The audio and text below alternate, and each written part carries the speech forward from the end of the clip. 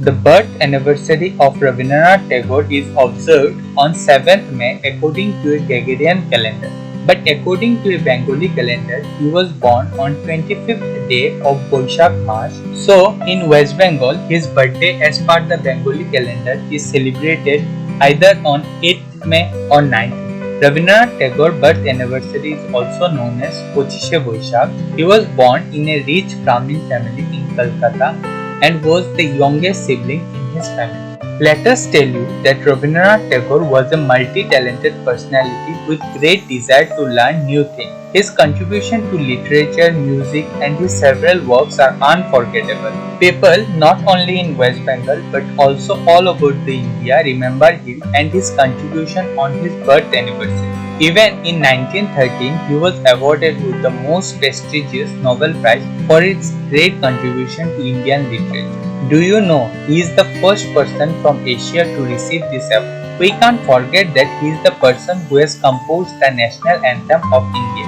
Rabindranath Tagore, early life and childhood days. He was born on 7th May 1861 to Devendranath Tagore and Sarda Devi in Joroshankho Mission, which is the ancestral home of Tagore's family in Calcutta. Among his siblings, he was the youngest. He lost his mother when he was very young. His father was a traveler, so he was mostly raised by his servants and me.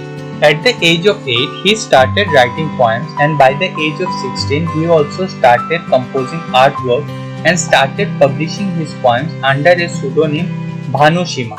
In 1877, he wrote a small story, Bikharini, and in 1882, the collection of poems Inda Sangit. He was influenced by classical poetry of Kalidas and started writing his own classical poems. His sister Swarna Kumari was a world-known novelist. In 1873, he toured with his father for several months and gained knowledge on several subjects.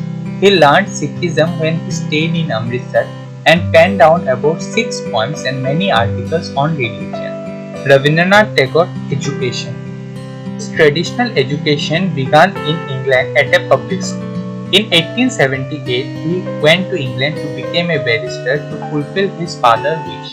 He was not interested in school learning and later he also joined University College in London to learn law, but he dropped this and learned various works of Shakespeare on his own.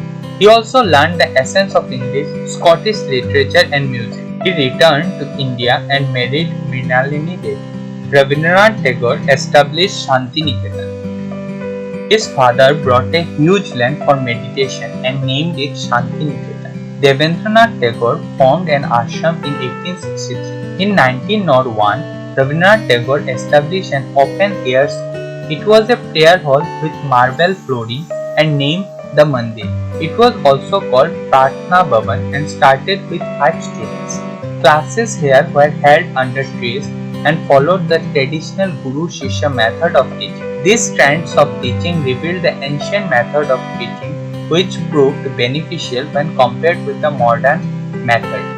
His wife and 2 children died and he left alone. At that time he was very disturbed. In the meantime, his work started growing and becoming more popular among the Bengal as well as foreign readers. In 1930, he gained recognition and was awarded with prestigious Nobel Prize in Literature and became India's first Nobel laureate. Now, Shantiniketan was a famous university town in West Bengal. Let us tell you that the Rabindranath Tagore envisioned a center of learning which would have the best of both the East and the West. He established the Vishwa Bharati University in West Bengal. It consists of 2 campuses, one at Shantiniketan and the other at Sriniketan. Sriniketan focuses on agriculture, adult education, villages, cottage industry and handicrafts. No doubt he has changed the dimension of Bengali literature as it was earlier viewed. Many countries has ever erected their status by paying tribute to a legendary writer.